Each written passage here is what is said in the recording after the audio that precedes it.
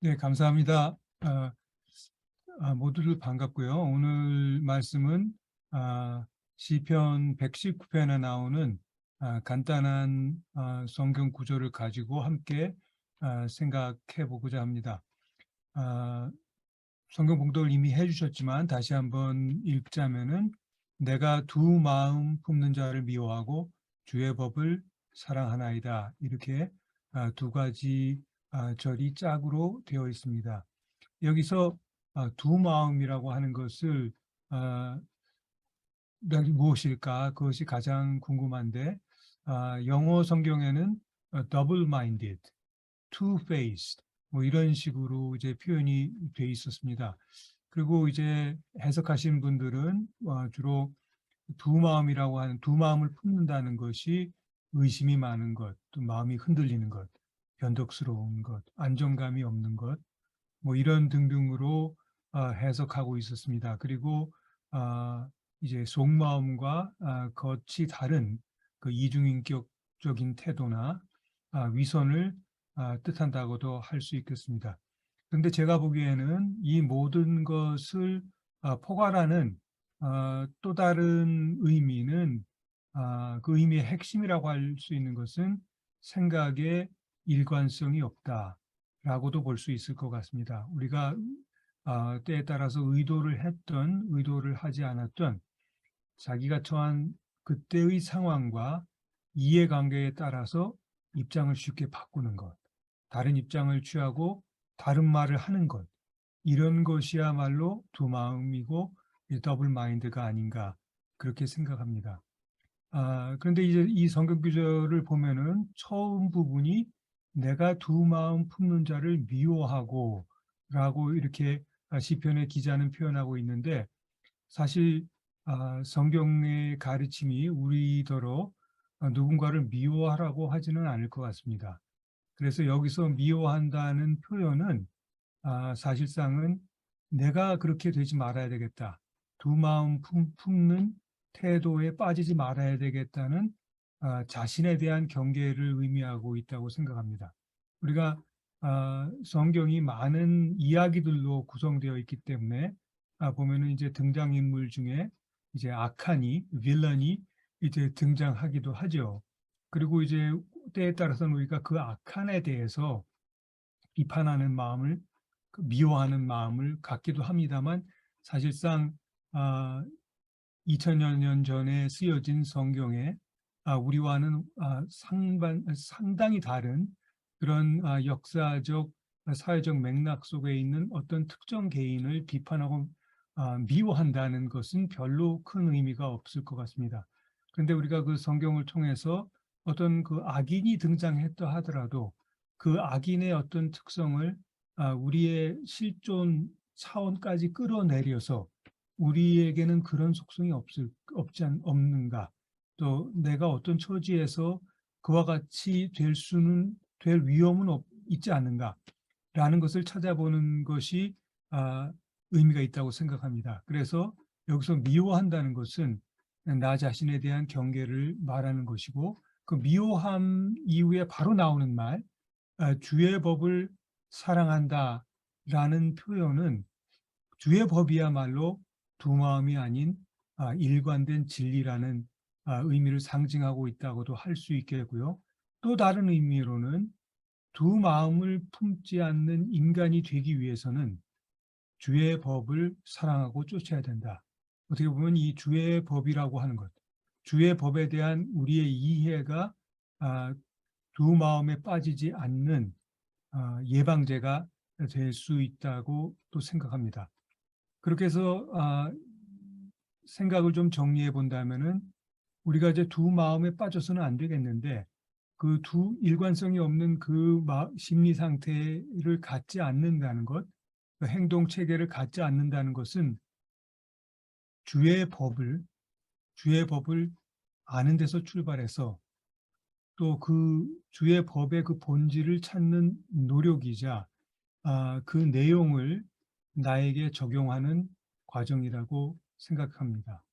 그런데 우리가 이제 주의 법이라고 이렇게 느껴지는 그 본질적인 종교의 내용을 나의 삶에 적용하는 그 과정은 어떤 감정이나 욕심이나 편견 같은 것을 모두 제거한 철저히 나의 양심과 객관성에 입각한 판단이어야 될 것입니다. 그런 면에서 이런 점, 우리가 종교를 통해서 배우고 경전을 통해서 느끼는 그 정말 핵심이 되는 그 교훈을 우리의 삶에 적용할 때, 그때 저는 과학적인 자세가 필요하다고 생각합니다. 그래서 어떤 의미에서는 그렇게 우리가 가르침을 적용하는 그 과정에서 과학과 종교가 만날 수 있다고도 표현할 수 있을 것 같습니다. 그런데 생각보다 이렇게 우리가 하나님의 법을, 주의 법을 따라서 일관되지 않는 마음을 버리는 그 과정이 그렇게 쉽지는 않은 것 같습니다. 때에 따라서는 많은 고민과 상황 인식을 필요로 한다고도 할 수 있겠습니다. 예를 들어보겠습니다. 얼마 전 불행한 일이 중동의 이란에서 있었죠. 이란에서 22살 젊은 여대생 마사 아미니라고 하는 사람이 사망했습니다. 그는 히잡을 이제 그 이슬람 교도들이, 여성들이 착용하는 그 스카프죠. 그 히잡을 제대로 착용하지 않았다고 이란에는 도덕 경찰이라고 있다고 합니다. Morality Police라고. 그러니까 사실 도덕을 지키게 하기 위해서 경찰이 있다. 이것은 굉장히 형용 모순적인 상태입니다. 하지만 어쨌든 현실적으로 이 도덕 경찰에 이 아미니가 연행되었다가 조사 중에 의문사를 당하는 일이, 그런 비극적인 일이 발생했고, 그 이란 청년들이 더 이상 이와 같은 모순과 압제를 참을 수 없다고 해서 들고 일어나서 많은 시위가 지금까지도 이어지고 있는데, 그에 대한 또 과잉 진압이 발생해서 사상자가 속출하고 있다고 합니다. 이란 젊은이들이 이렇게 목숨을 걸고 싸우고 있는 데 대해서 전 세계인도, 또 특히 이제 이란에서 온 디아스포라 그 이민자들을 중심으로 해서 지지 운동이 펼쳐지고 있습니다. 그렇다면 우리가 한번 생각해 볼 것은, 우리가 왜 이란에서 이렇게 발생하고 있는 이러한 일에 대해서 분노하고 이란의 형제 자매들과 연대해야 하는가라는 것입니다. 특히 크리스찬의 입장에서 우리는 왜 그들을 지지하고 우리가 할 수 있는 무엇인가를 찾아야 하는가. 이것이, 이 사건이 이슬람의 만행이라서 그런 것은 아니겠죠. 또 히잡을 쓰는 것, 그게 나쁜 문화라고 믿기 때문에 그런 것도 아니겠죠. 우리가 여기서 주의 법을라고 생각하는 것은 하나님의 형상을 받아서 지어진 그 인간의 최소한의 존엄성이 권력에 의해서, 이 경우에는 종교 권력이라고도 말할 수 있겠습니다만, 권력에 의해서 인간이 말살되고 있는 그 사태가 우리가 믿는 선하신 하나님의 질서에 맞지 않는다라고 생각하기 때문이죠. 또 이에 대해서 외면하거나 침묵하는 것은 예수를 따르겠다는 사람들로서 할 수 없는 일이다. 그리스도의 사랑을 실천한다면 우리는 연대해야 된다라는 느낌이 있는 것이라고 생각합니다. 그런데 조금 더 다른 경우를 또 한번 말씀드리겠습니다. 제가 살고 있는 캐나다 퀘벡주, 이제 프렌치를 불어를 쓰는 주입니다. 캐나다 퀘벡주에는 최근에 빌 21, 21번 법령, 21호 법령이라는 것이 제정되었습니다. 그 주 법령에 의하면은 그 법의 정신이 퀘벡주는 종교를 따르지 않고 세속주의를 준수한다는 입장입니다. 사실 상당히 온당한 것입니다. 어떤 정치 권력이 어떤 특정 종교를 지지하거나 종교 권력을 따르지 않는다는 것이요. 그래서 세속주의를 준수한다는 입장인데, 그 입장에 근거해서 공공기관에서는 소속 직원들이 종교 의상이나 종교와 관련된 부착물을 다는 것을 금지시키는 법입니다. 이 법이. 그렇게 되면서 바로 이 법의 이 금지에 타겟이 된 것이 히잡이고 또 이제 그 시크 교도들이 쓰는 터반입니다. 이 정책은 사실상 반이민 정서를 등에 업고 나타난 정책인데 또 퀘벡 사회라고 하는 것이 아주 캐나다 내에서는 다른 나라처럼 특수한 역사와 성격을 갖고 있기 때문에 연방 정부가 어떻게 특별히 개입을 못하고 있는 상태입니다. 하지만 이 법은 객관적으로 볼 때 캐나다가 지향하는 다문화주의나 사회적인 포용에 위배되는 것이고 더 나아가서 개인의 종교, 개인의 표현의 자유를 거스르는 위헌적인 것입니다. 재미있는 것은 이 문제도 히잡과 관련됐다고 볼 수 있는 건데요. 이란에서 발생한 일은 히잡을 어떻게든 쓰게 하려는 것, 제대로 쓰게 하려는 억압이었다면은 이 퀘벡에서 발생하고 있는 것은 히잡을 벗기려고 하는 노력입니다. 그러면 우리가 크리스찬으로서 그 이란의 불의함에 분노했는데 이 빌 21, 퀘벡의 법령에 대해서는 무감각할 수 있을까요? 그럴 수 없다고 생각합니다. 히잡을 쓰게 하는 일에는 분노하지만 강제로 히잡을 벗기는 일에는 무덤덤할 수 있다면 그것이 바로 주의 법을 왜곡하는 것이고 그것이 바로 두 마음을 품는 것이라고 생각합니다. 그래서 이렇게 해서 볼 때 사실상 우리가 우리의 현실에서 두 마음을 갖지 않는다는 것이 그렇게 간단해 보이지 않습니다. 제 담화를 뮌헨의 성자라고 불리는 루퍼트 마이어 신부님의 얘기를 소개하는 것으로 마치고자 합니다. 루퍼트 마이어 신부님은 우리가 잘 아는 보네퍼 목사님과 동시대에 비슷한 삶을 사셨던 분입니다. 루퍼트 마이어 신부님은 1차 세계대전 때는 종군사제로 전장에 나가서 헌신적으로 군인들을 위로해서 그로 인해서 다리를 잃는 부상을 당했지만 정부로부터 철십자 훈장을 받기도 했습니다. 하지만 나치 정권이 등장하면서부터 이 루퍼트 마이어 신부님은 나치의 만행과 전쟁 의도에 철저히 저항했습니다. 근데 많은 존경을 받고 있었기 때문에 히틀러 정권도 마음대로 하지 못했지만 그에게 온갖 회유와 협박을 가했고 이어서 수도 없이 많은 가택연금을 당하게 됩니다.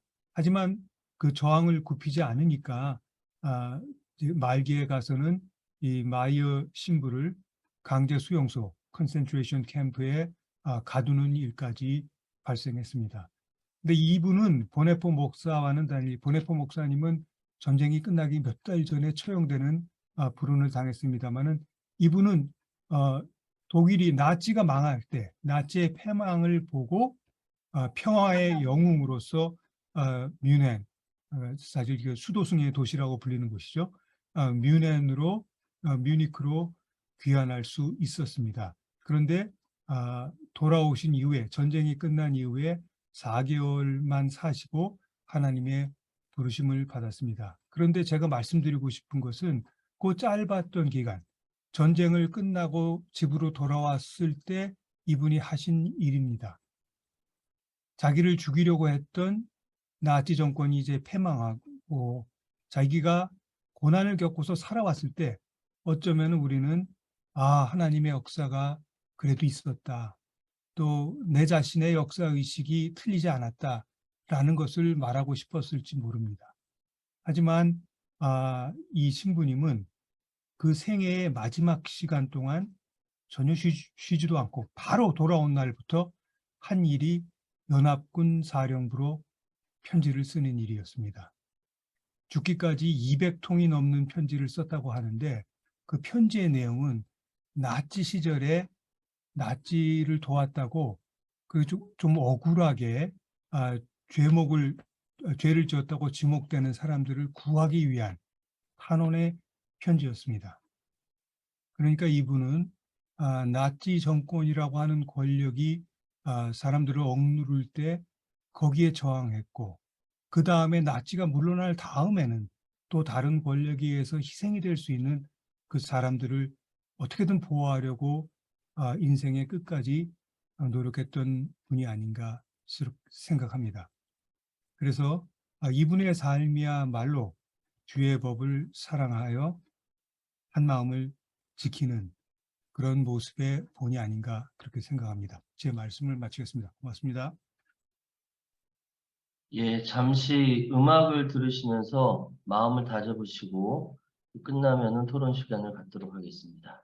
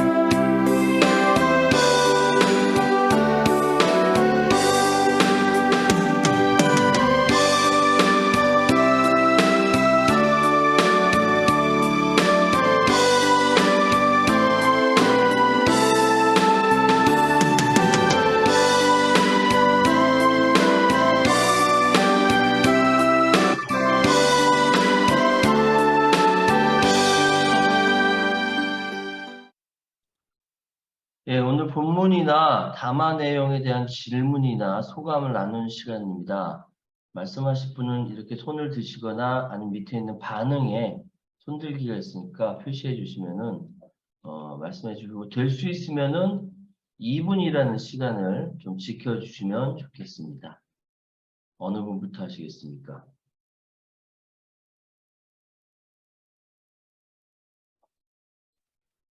오늘 제목은 네, 두 마음을 품는 자를 미워한다. 네, 어느 분부터 하시겠어요?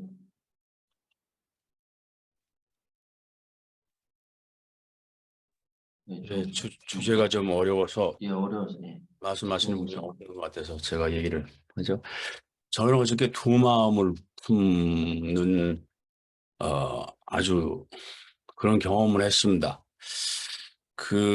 어저께 그 행사에 참여하고 우리 윤석열 대통령을 사랑하는 행사에 참여하고 돌아오는데 피켓을 가지고 왔잖아요. 넣어놔줬잖아요. 근데 저는 그걸 호주에 가서 좀 써먹으려고 그거를 이제 구기지 않고 가지고 와야 되겠단 말이에요. 그 좁은 전철에서 그걸 가지고 오는데 그걸 내가 쫙 피면 사람들이 다 많이 볼 텐데, 음? 그러면 내가 무슨 뭐 예수천당, 뭐 불신지옥 이렇게 전도하는 것 같은 또 그런 느낌도 있잖아요. 그래서 많이 보기는 봤으면 좋겠는데 노골적으로 또 이렇게 들고 있을 수는 없고 그래서 이렇게 밑으로 손으로 이렇게 하고 그리고 왔어요. 그러니까 많이 봤으면 좋겠다는 마음. 그리고 동시에 이렇게 너무 또 그렇게 티나게 하지 않겠다는 마음. 두 가지 마음을 이렇게 교차하는 그런 경험을 했어요. 전철에서. 근데 재미있는 것은 노인석에 앉았는데 내 앞에 어떤 사람이 앉았는데 태극기 부대에 참여하고 왔을 것 같은 인상을 가진 사람이 딱 앉았는데 무서운 것은 그 사람이 옆에 양날의 도끼가 달린 그걸 갖다가 딱 이렇게 세워놓고 있는 거예요. 그래가지고, 야, 이게 좀 시비가 붙으면 좀 그거하겠다. 근데 자세히 봤더니 도끼가 그 장난감 도끼 있죠? 이렇게 풍선처럼 이렇게 돼가지고서, 날은 이게 시퍼렇게 된 그거였더라고요. 그래서 좀 속으로 좀 웃겼는데, 제가 두 가지 마음, 이걸 좀 보였으면 좋겠다. 많은 사람이 봤으면 좋겠다는 마음과, 이거 조금 쪽팔리지 않게 좀, 그걸 좀 숨기려고 하는 마음, 저는 그런 그 두 가지 마음으로 저렇게 경험을 했습니다. 예, 본문과 상관이 없는 얘기지만 두 마음 하니까 그 생각이 나세요. 네. 음. 두 마음이네요. 다른 분 오늘 좀 어렵죠. 저도 좀 어려운데. 예, 제가 예, 말씀드리겠습니다. 임원 형제님. 저는 기본적으로 뭐 여기서 정치 성향을 말씀드리는 거는 적절치는 않겠지만 그동안 민주정부에서 외교를 해왔을 때 그 외교의 모습에 대해서 이 두 마음을 평가할 수 있는 지점이 있는 것 같아요. 그러니까 맨날 통일부 장관이 나와서 이야기할 때 북한을 적대시하지 말고 외교란 건 상대에게 줄 거 주고 받을 거 받아야 된다라고 하면서 좀 지원해주고 우리가 전쟁 없이 안보의 문제를 해결하면 좋은 거 아니냐라는 논리로 북한과의 외교나 북한과 친북 정책, 남북관계 개선 이런 것들을 말해왔을 때 민주 시민들이 많이 지지를 해줬어요. 근데 이제 저는 일본에 대해서는 우리 민주정부가 상당히 적대시하는 측면들이 있었던 것 같아요. 그러니까 아무리 일본이 잘못하고 나쁜 방향으로 간다고 하더라도 그 반일 감정을 부추기거나 확대시키거나 재생산하는 방식으로 일본과의 관계를 개선할 수 있을까? 물론 일본에 대한 경계와 그다음에 일본이 과거 역사에 대해서 제대로 청산하지 못한 점, 그다음에 여전히 한국을 무시하는 점 이런 것들이 분명히 존재합니다. 근데 저는 어떻게 평가하냐면 중국도 그건 마찬가지라고 생각해요. 근데 우리 민주정부는 중국과는 괜찮은 외교 관계를 맺었지만 일본과의 관계는 썩 그닥 잘한 것 같지 않은 느낌이 들어서 저는 이게 두 마음이 아닌가라는 생각이 좀 들었고 우리가 일본과의 외교도 좀 더 지혜롭고 실용적이고 실리적인 그런 차원의 외교가 필요하지 않은가라는 생각이 오늘 말씀 들으면서 저는 찾아왔습니다. 예, 많은 반론이 얘기지만 예, 저는 좀 그런 생각이 들었습니다. 예. 예, 감사합니다. 저는 윤석열 정권은 일본에 대해서 한마음 갖고 있는 것 같습니다. 알겠습니다. 또 다른 분 뭐 하실 말씀 있으신가요? 예, 최재구 선생님 말씀해 주세요. 왜 다른 때는 다들 말씀을 잘 하시던데 오늘은 이제 좀 지원하시는 분들이 없네요. 사실은 오늘 우리 박정희 님이 좀 시편 119편 이걸 이제 한데 내가 좀 공부를 좀 많이 했어요. 시편에 대해서 이제 했는데 이 시편 119편은 이제 성경에서 가장 길잖아요. 176절까지 있으니까. 그런데 이걸 우리 영어 번역 성경이라든가 우리말 번역 성경을 보면은 전혀 알 수 없는 사항이 그 안에 들어 있어요. 히브리어로 이제 읽어 보면은 히브리어 자음 개수가 22개입니다. 22개인데 이 119편을 보면은 8연씩 하나씩 이렇게 쭉 나눠서 이제 답관체라고 하는 문학 기법을 사용을 해서 알렙, 베트, 기멜, 달렛 하면서 매 절의 앞 글자를 이제 8자, 알렙 8개, 그 다음에 베트 8개 이런 식으로 이제 썼어요. 그걸 보면서 우리 사람들이 그 당시에 이 하나님에 대한 열정, 하나님에 대한 헌신, 그걸 정말로 이제 아주 깊이 이제 깨달을 수가 있고, 야, 정말로 대한 이 시편 기사, 기사를 쓴 분도 얼마나 열심히 헌신적으로 그걸 했는지 그걸 생각하면은 시편 119편을 보면 항상 이제 그걸 생각이 나서 이제 감탄스럽습니다. 그런데 이제 오늘 113절 거기 말씀을 보면은 사실은 이제 좀 영어 성경 번역 성경들을 찾아봤더니 KJV 성경은 vain thought라고 해서 헛된 생각들, 그러게 이제 번역을 해놨고, 다른 거의 모든 이제 그 영어 번역 성경들은 더블 마인드라고 이렇게 다 설명을 해놨더라고요. 그런데 지금 이제 그 성경을 보면은 뭡니까, 야고보서 1장 8절에도 이제 그 신약에서도 두 마음을 품은 자들이 나오고, 그 다음에 4장 8절에도 두 마음을 품은 자들이 나옵니다. 그리고 열왕기상 18장 21절에 보면은 엘리야가 그러니까 바알 선지자, 아세라 선지자 850대 1에 그 갈첩을 때, 백성들아, 너희들은 지금도 이제 뭐뭇 못하느냐, 하나님을 따르는 자는 이리 오고 바알을 따르는 자는 바알을 이쪽으로 하라 하는 그 말씀을 할 때, 또 거기에도 그 똑같은 단어가 사용이 돼서 두 마음을 품은 그런 이제 사용을 했더라고요. 물론 이제 그때 당시는 지금 이제 시편 그 구절들을 보면은 이 하나님의 법과 그 다음에 하나님의 법을 따르지 않는 그 사람을 이제 서로 분별을 해서 어떤 그 이분법적으로 이제 우리의 마음을 이제 구분한다고 이제 그렇게 생각이 되는데, 현대를 사는 우리들의 이제 나 자신의 이제 적용을 생각을 해보면은 이걸 두 마음을 품는다기보다는 이제는 헛된 생각들, 너무나 많은 이제 삶의 과정 속에서 너무나 많은 염려, 걱정, 근심, 뭐 이제 자식 생각 뭐 하면서 이런 그런 헛된 생각들이 참 많은 것 같습니다. 더군다나 이제 나이가 들어가면서 보니까 그런 그 현상들이 더욱더 많이 제 자신에게 드러납니다. 그래서 오늘 19편 113절 말씀은 나에게 이제 그런 그 헛된 생각에 대해서 한 경계하는 말씀으로 그렇게 저는 이제 개인적으로 좀 받아들입니다. 예, 예. 고맙습니다. 네, 감사합니다. 헛된 생각으로 정리를 하셨네요. 예, 다른 하실 말씀 없으십니까? 다른 분. 박찬석 위원장님. 예, 제가 할게요. 해도 돼요? 예, 말씀하십시오. 예.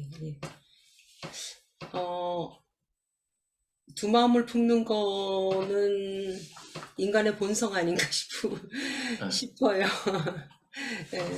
그러니까 나에게 이익이 되는 거는 두 마음을 품고 싶고, 공정한 잣대를 들이대는 거는 남에게 하고 싶고, 그런 게 우리 사람의 마음이 아닌가 이렇게 보여지고요. 성경에서도 많은 인물들이 소개되는데 정말 그 대부분의 인물들이 다 이중 두 마음을 품은 얘기들이 아닌가 저는 그렇게 보여지고요. 이제 두 마음이라고 하니까 저는 이제 두 마음을 품는다는 건 공정하지 않다는 거잖아요. 공정하지 않는 그런 거에 우리 사회에서 아주 뼈저리게 느끼면서 한평생을 살아온 여성으로서 그런 게 생각이 납니다. 그래서 이런 지금 가부장제 사회가 계속되고 있잖아요. 지금 이제 많이 뭐 개선은 되고 있긴 하지만 그런 가부장제 사회에서 그 이중잣대는 너무 당연하고 너무 우리 뼛속 깊이 스며들어가지고 이게 이중잣대인지도 모르고 그렇게 살아온 것 같다는 생각이 듭니다. 그래서 이제 최근에 여성들이 사회활동이 활발해지고 또 여성들에게 기회가 주어지고 이러면서 뭐 공공기관이라든지 어디에 시험을 보고 그러면 여성들의 그 이제 우세가 많이 나타나잖아요. 뭐 예를 들어서 뭐 공무원 시험이라든지 어떤 공공기관 시험에 50% 이상이 여성이 됐다. 그래서 이게 균형이 깨져서 문제다.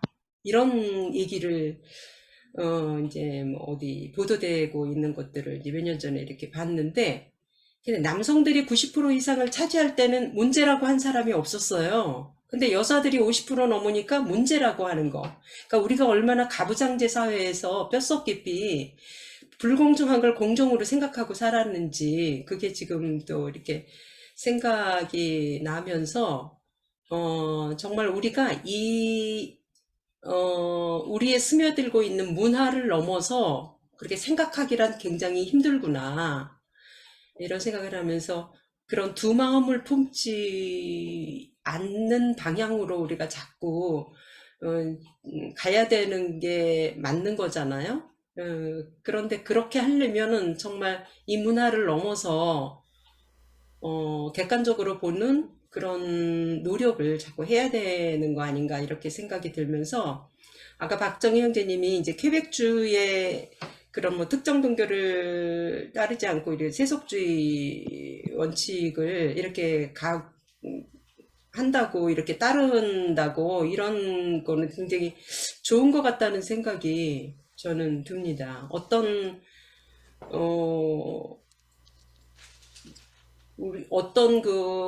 종교나 이런 테두리에 갇혀 있으면은 거기에서 나한테 이로운 거는 이중잣대를 하고 불리한 거는 남한테 불리한 거는 그렇게 하지 않고 이런 게 있는데, 그래서 종교 안에 가둬 갖고 그거를 네. 네, 짧게요. 예. 알겠습니다. 짧게 하라고. 알겠습니다. 그래서 잊어버려서 짧게 하라고 그랬어.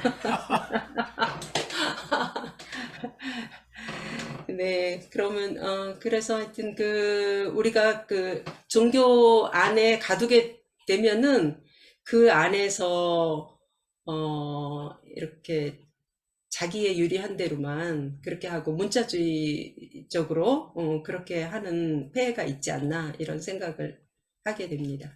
이상입니다. 네, 감사합니다. 확실히 여성분이 한국 사회 바라보는 관점이 남성들이 생각하는 것보다 훨씬 더 다양한 것 같아요. 다른 분 혹시 더 말씀하실 분 안 계십니까? 그러면 미국에 계신 우리 정영민 안미자 자매님, 안미자 자매님. 그러셨어요? 예, 안미자 자매님 말씀해 주세요. 네, 저는 이제 그 가족 이야기를 하려고 해요. 제가 여기 한 3년 정도 전에 여기 화성으로 이제 이사를 왔는데, 이사 올 때 제가 이제 집을 이제 뭐 여러 군데를 알아보러 다녔는데, 그때 제가 이거 조금 창피스러운 이야기인데, 우리 남편이 그 집을 이제 한두 군데 가더니 여기는 수리가 안 돼서 안 되겠다고 하더라고요. 그래서 제가 그러면은 수리를 하고 싶으면 돈이 필요하니까 우리가 가지고 있는 돈으로는 부족하니까 본인이 차 사려고 준비한 돈이 좀 있었어요. 그래서 그걸로 수리를 하면 어떻겠냐 그랬더니 그건 절대 포기 못 한대요. 자기가 차를 마지막으로 죽기 전에 좋은 차를 한번 타고 죽어야 되는데 절대 포기 못 하기 때문에 거기에 맞춰서 이사를 가지 않는 게 좋을 것 같아요. 차라리 이사 가지 말고 지금 살고 있는 데서 살재요. 그래서 그건 안 돼요. 이사를 결국은 옮기기로 했는데 제가 원래는 좀 더 큰 걸 살려고 계획을 잡았다가 수리할 돈이 부족해서 그냥 조금 더 적은 걸로 구매를 해서 이사를 왔는데 제 아저씨가 하는 말이 너무 웃겼어요. 여기 이사를 오니까 조금 더 좋은 데를 가서 이사 가려면 좀 좋은 데를 가서 사는 게 좋은데 왜 꼭 여기를 왔냐 그러는 거예요. 그래서 그러려면 돈을 좀 내야 되지 않냐 했더니 그 돈은 절대 포기 못하고 본인의 권리는 가지고 싶다는 거예요. 그래서 제가 그거 가지고 굉장히 좀 속상했던 적이 있습니다. 이게 아마 본인이 두 마음인 것 같습니다. 네. 두 마음이 맞네요. 네. 예, 김웅재 선생님 말씀해 주십시오. 예, 오늘 박정희 형제님 너무 좋은 말씀 감사합니다. 조금 전에 저는 이제 박정희 형제님의 여동생 되시는 박정섭 자매님께서 하셨던 것하고 연관돼서 제가 이제 말씀드리고 싶습니다. 이중잣대 말씀을 하셨고, 박정희 형제님께서 말씀하셨던 퀘벡주의 어떤 세속화로 나가는 그런 법령 가운데서 모든 종교적인 어떤 그런 것들을 표시해서는 공공장소나 이런 데에서 표시해서는 안 된다라는 법 이렇게 제정하셨다고 했고, 이제 박정섭 자매님은 그 부분을 의외로 이제 좋은 법인 것 같다. 라고 이렇게 말씀을 하신 것 같습니다. 근데 이제 제 생각에는 이제 박정희 형제님의 담화 중에 우리 주의 법이 과연 무엇인가, 주의 법을 우리가 따라가는 거, 두 마음을 품지 않으려고 주의 법을 따라야 하는다면 주의 법이 무엇인가라고 할 때, 하나님의 형상을 간직한 우리 인간 존재가 모든 형태의 억압으로부터 억압을 당할 경우에 그런 것들을 외면하지 않고 연대하고 이제 그런 것들을 말씀을 해주셨거든요. 그런데 이제 박정희 형제님께서 퀘벡주의 그 문제와 이란의 히잡 문제를 예로 드시면서 하시는 말씀이 우리가 어떤 그 억압을 이렇게 벗어나려고 노력하는 와중에 우리는 뒤편에서 또 다른 형태의 억압을 우리가 동시에 행할 수도 있다는 어떤 그런 이제 점을 말씀해 주신 것 같아요. 사실 우리 인간이 이런 이중성, 모순 이것으로부터 과연 완전히 자유로워질 수 있을까라는 질문을 또 이제 던져보게 되거든요. 사실 제 개인적인 경험 뭐 약간 불편하실 분들도 있을 수가 있는데, 제가 한때 그 노사모 거기에 가입을 했던 적이 있었어요. 근데 어떤 사건들을 딱 보고 난 다음에 거기서 탈퇴를 했어요.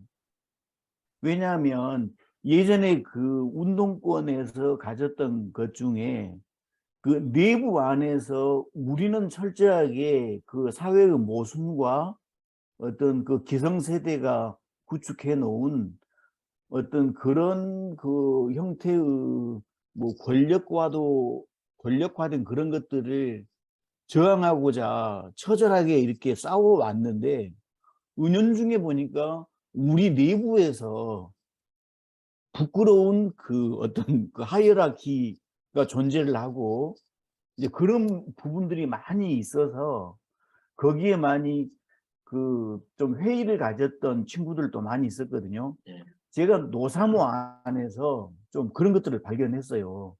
그래서 거기에 너무 실망을 해서 거의 다 탈퇴한 적이 있었거든요.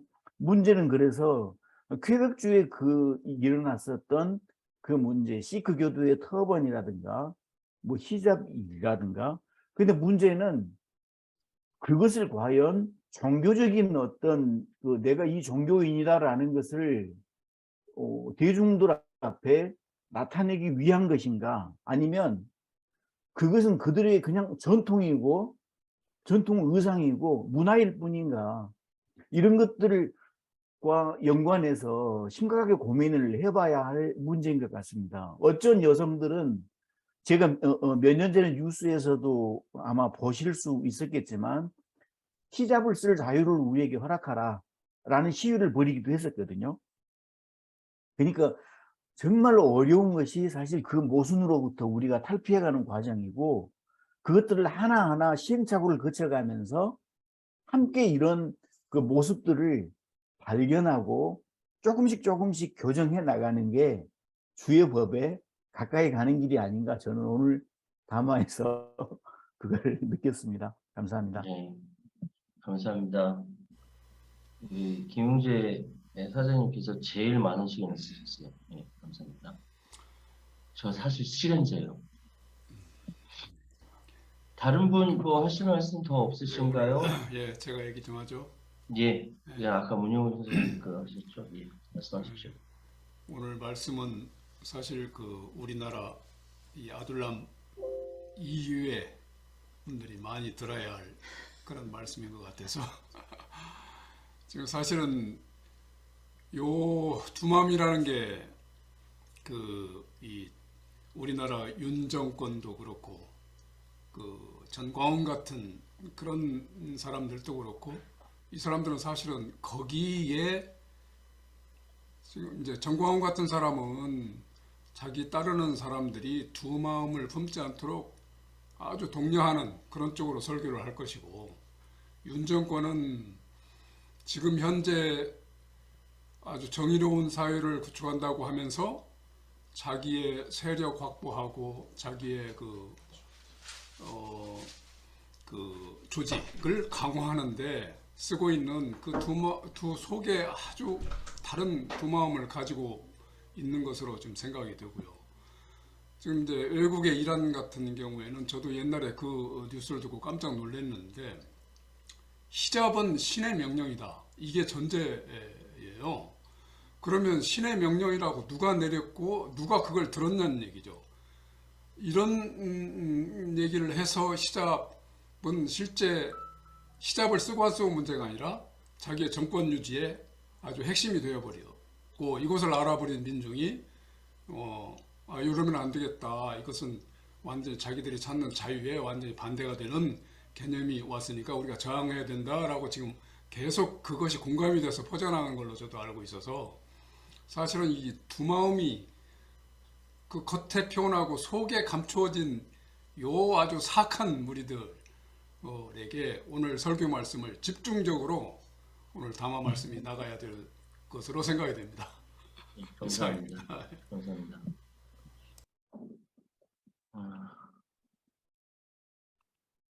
사실 시간이 조금 있긴 있는데 더 하실 말씀 없으신가요? 이동규 형제님. 형제님 켰는데요. 네, 이동규 형제님 말씀해 주십시오. 예, 오늘 그 담화 듣고 또 오늘 예배를 이렇게 뵈면서 느꼈던 게 전체적인 느낌인데 아주 너무 그 수준 높은 그런 담화인 것 같고 또 말씀하시는 모든 분들도 또 박정수 자매님을 포함해서 너무 훌륭하게 말을 잘해 주신 것 같아요. 특히 또 오늘 노래도 바꿨는데 주기도문으로 박 선배 형제님이 고생도 많이 하신 것 같은데 전체적으로 아둘람 온라인이 이렇게 시간을 지나면서 오늘 느낀 게 이렇게 굉장히 각 부분에서 이렇게 발전되고 있고 고도화되고 있고 훌륭해지고 있다. 그런 부분을 보면서 이것도 우리 성령님의 인도가 아둘람 온라인에 있구나라는 생각을 해봤습니다. 지난주에 우리 김웅재 형제님의 낯설게 하기도 너무 수준이 있었고 역시 두 분이 하니까 다음에 할 사람들은 너무 힘들 것 같아요. 이렇게 좋은 주제로 해주시니까. 그리고 이제 오늘 내용인 주제, 주예법을 사랑하는 부분과 그 다음에 더블 마인드 갖는 부분에 대한 경계. 저 개인적인 생각은 주예법은 원칙인 것 같아요. 진리. 원칙대로 하는 거. 그러니까 공명하게. 그리고 초심. 처음에 우리가 어려울 때 감사히 가졌던 그런 마음들. 근데 이제 더블 마인드는 좀 좋아지면서 마음이 이렇게 욕심이 생기는 거죠. 욕심의 문제인 것 같다는 것 같아요. 시편을 보면서. 그러면서 하나 들어온 생각이 얼마 전에 그 카카오 사태, IT 기업하는 사람 입장에서 볼 때 카카오는 완전히 초롱성이었습니다. 그 플랫폼은 무너지지 않을 것 같았고, 그 다음에 엄청나게 지배력이 있었죠. 근데 주가가 70% 가까이 떨어지고 사람들이 대안을 찾기 시작하고 정부도 규제한다 그러고 그 이유는 카카오가 더블 마인드, 두 마음을 가져서 그런 일이 벌어지지 않았을까. 초심을 지키지 못하고 원칙을 하지 못해서. 왜 그런가 하면 구글이라는 기업이나 애플이라는 기업이 있는데 한 기업이에요. 그러니까 뭐 구글 애드워드 분사해서 상장시키고 그 다음에 뭐 구글이 갖고 있는 유튜브도 따로 하고 근데 카카오 같은 경우는 6개를 회사를 쪼개갖고 상장시켰거든요. 카카오뱅크, 카카오페이, 카카오게임 뭐 이런 식으로 그런 부분 자체도 좀 이게 두 마음을 갖고 있는 그런 행태 아니었을까. 그러니까 오로지 하나, 그 다음에 고객, 그 다음에 지들이 개발한 좋은 플랫폼에 대해서 집중하고 노력했다면 이런 일이 없었을 텐데 그런 욕심들이 이런 거로 오지 않았을까라는 그런 생각도 아까 얘기를 들으면서 났습니다. 끝입니다. 네, 감사합니다.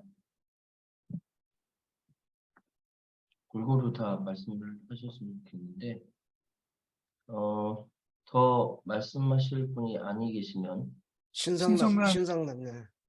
제가 눈이 잘 안 보이네요. 신성현 선생님, 예, 말씀해 주십시오. 네, 아까 처음에 순서를 놓쳤더니 그 다음에 기회가 잘 안 오네요. 또 네. 다른 분들이 열심히 발언해 주셔서 감사합니다. 오늘 주제가 사실 상당히 그 핵심이죠. 저는 이 시편을 볼 때마다 놀라운 점이 이 3000년 전에 대충 한 3000년 전 사람이 쓴 글 아니에요. 근데 오늘날 뭐 그 어떤 신앙인 어떤 지성인보다 그 시편 안에는 놀라운 그 탁월한 지성이 들어있고 또 오늘도 그 두 마음을 하나님이 싫어하신다는 것을 시편 기자가 고백을 했는데 이거 사실 오늘날 우리 신앙생활, 우리 생활에도 핵심적인 내용 중에 하나가 아닌가 생각을 합니다. 두 마음을 품는다는 거 우리 인간의 가장 약점이고 어떻게 보면 위선이고 참 누구도 참 힘들죠. 어렵죠. 이 정치인들 같은 경우를 보면은 말로는 맨날 국민을 위한다. 국민 뜻을 따른다. 그래놓고 실제 하는 행동 보면 자신들의 어떤 이권을 위해서 자기들의 이익을 위해서 하면서도 거짓말을 하지 않습니까? 그게 아주 전형적인 두 마음이죠. 겉과 속이 다른 것. 교회가 오늘 하나님을 사랑한다. 맞아요. 사랑하는 면도 있는 것 같아요. 근데 하나님 사랑한다 그러고 실제 교회들이 하는 행동을 보면 돈을 엄청 사랑하고 있거든요. 그러니까 이게 겉과 속이 다른 거죠. 차라리 교회가 나는 돈을 사랑합니다. 우리 교회는 돈이 최고입니다. 이러면 두 마음이 아니죠. 이건 뭐 겉과 속이 같으니까. 그런 면에서 이게 누구도 참 쉽지 않은 문제인데 그게 3000년 전 시편 저자의 고백에서 그 두 마음을 이렇게 지적했다는 거 참 놀랍고 아울러 이제 그런 면에서 오늘 담화 말씀 잘 들었고요. 아울러 또 오늘 그 특성 특별히 감사드립니다. 제가 그 죄짓 맡은 우리 구주 돌이켜보니까 들으면서 생각해보니까 중학생 때 참 친구들하고 열심히 불렀어요. 교회에서. 그것도 뭐 어디 그냥 조그만 그 개척교회에서 한 구석에서. 근데 그때 부르던 그 찬송이 지금 얼마나 은혜스러웠던지 그때의 그 사랑, 그 마음이 다시 한번 오늘 새록새록 느껴지는 그런 고마운 찬송에 감사드립니다. 감사합니다. 예, 감사합니다.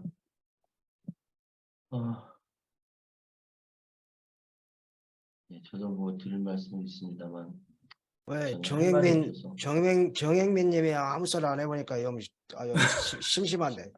왜 제가 아까 말씀드리려다가 안 했냐면 피곤하셔서 그런 것 같아요. 하지 마세요, 피곤하시면. 이상한 소리 나니까.